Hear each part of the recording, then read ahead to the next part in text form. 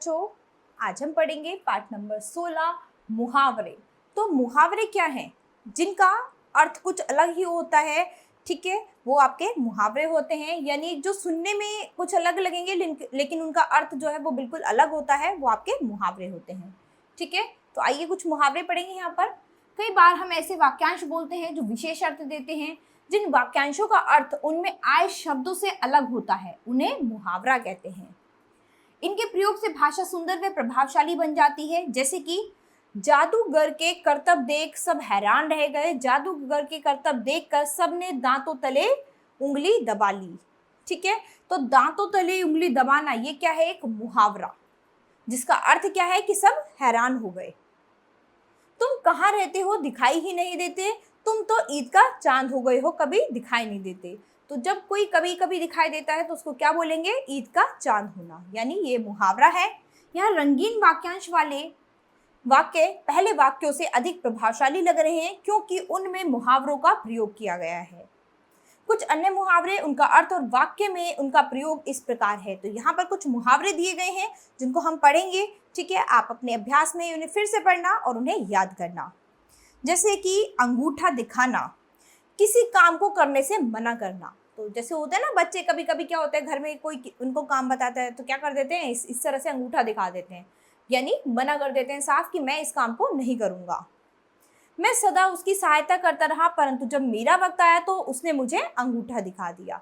तो कुछ आपके सहपाठी मित्र या फिर कोई भी आपके जीवन में कभी ना कभी कोई ऐसा होगा जिसके लिए आप हमेशा काम करते हो, लेकिन जब आपका वक्त आएगा तो वो आपको क्या करेंगे? अंगूठा दिखा देंगे, मना कर देंगे, है ना। दूसरा है अकल के पीछे लठ लिए फिरना, यानी मूर्खतापूर्ण कार्य करना। ठीक है, तो यहाँ पर अकल के पीछे लठ लिए फिरना, इसका मतलब ये नहीं है कि किसी की अकल के पीछे लठ लिए फिर रहे हैं। इसका मतलब क्या है? इसका मतलब है मूर्खतापूर्ण कार्य करना। तो जैसे कि कभी कभी हम क्या करते हैं, हमारा दिमाग काम नहीं करता तो हम क्या करते हैं? मूर्खतापूर्ण कार्य करने लग जाते हैं, है ना। गगन को समझाने का कोई लाभ नहीं, वह तो अकल के पीछे लठ लिए फिरता है। इसको समझाने से कोई फायदा नहीं है, उसको समझ में नहीं आने वाला, वो मूर्ख है, तो उसको यही बातें समझ में आएंगी।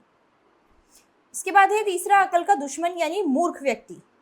तुम भी किसे समझा रहे हो, इसकी समझ में कुछ नहीं आएगा, यह तो अकल का दुश्मन है। अंजर पंजर ढीले होना, यानी बुरी तरह थक जाना। कई बार आप कहीं से घूम के आते हैं या यात्रा करके आते हैं तो क्या हो जाते हैं, आपकी पूरी बॉडी थक जाती है। आप कहते हैं मेरी तो पूरी बॉडी के अंजर पंजर हिल गए, है ना। तो क्या होता है अंजर पंजर हिल जाना? मतलब आप बहुत ज़्यादा थक गए, आपका शरीर बिल्कुल थक गया। पहाड़ी यात्रा में सड़क इतनी खराब थी कि बस में धक्के लग कर हमारे अंजर पंजर ढीले हो गए। ठीक है, तो बस में इतने धक्के लगे कि हमारे अंजर पंजर ढीले हो गए, यानी हमारा शरीर जो है एकदम थक गया, हम बहुत ज़्यादा थक गए। इसके बाद है अपना उल्लू सीधा करना। तो अपना उल्लू सीधा करना मतलब ये नहीं है कि किसी उल्लू को सीधा कर दिया, यानी अपना स्वार्थ पूरा करना, अपना काम निकालना। इस युग में निस्वार्थ भाव दुर्लभ हो गया है, अधिकतर लोग अपना उल्लू सीधा कर रहे हैं।